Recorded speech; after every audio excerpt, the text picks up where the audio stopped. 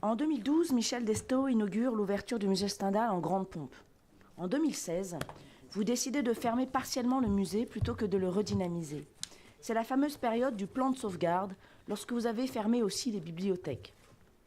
Vous avez réduit les horaires du musée, le mardi après-midi, le premier dimanche du mois, pour l'ouverture.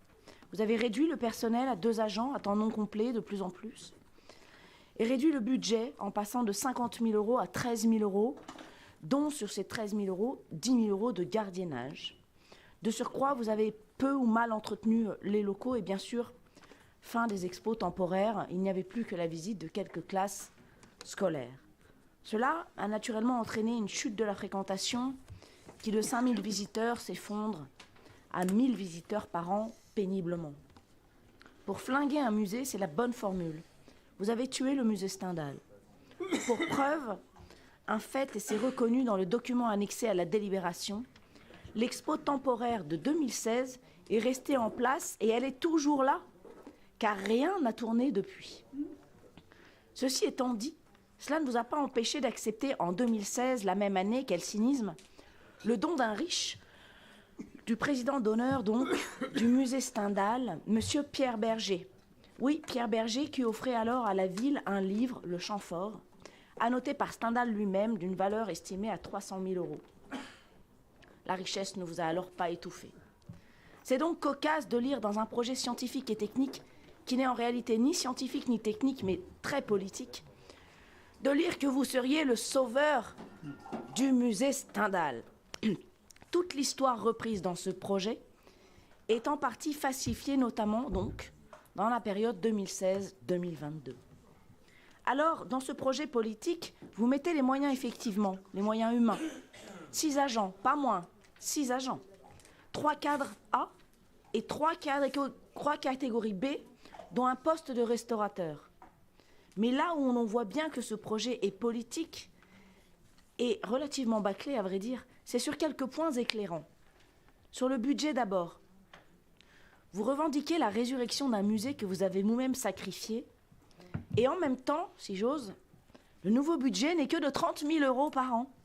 Pas de quoi se réjouir quand même. Sur l'analyse technique ensuite, 4 points. 1. La nature des spots d'éclairage ne me semble pas vraiment relever d'un projet scientifique et technique. Sur la treille Stendhal, il semblerait que le bois de châtaignier ne se traite pas.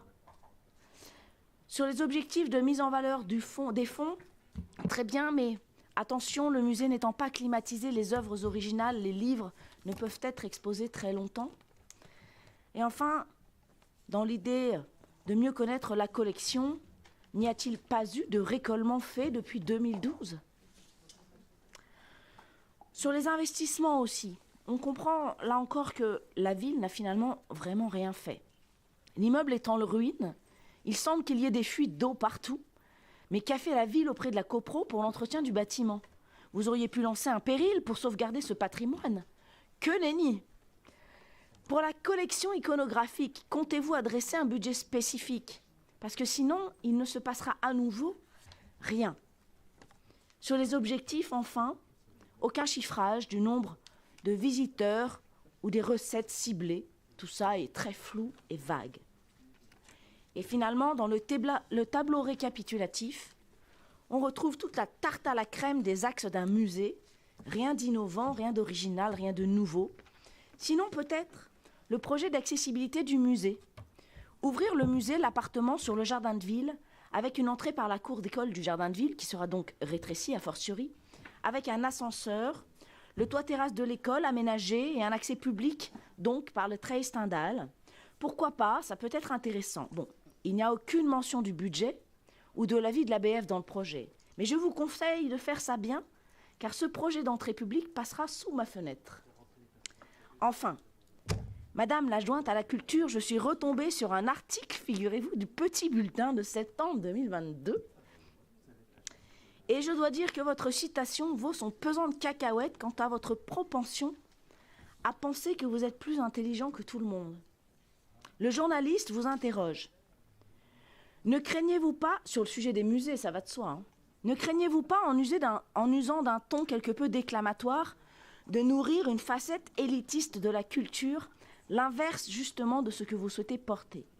Et vous répondez, j'adore vos interventions, je ne crois pas. Je me suis engagée en politique en me fondant sur l'intelligence des gens, sur le fait qu'ils ne sont pas bêtes et qu'on ne peut pas les mépriser. Jusque-là, tout va bien. Vous enchaînez. Reconnaître là où ils en sont, c'est différent que de considérer qu'ils y seront toujours. À méditer.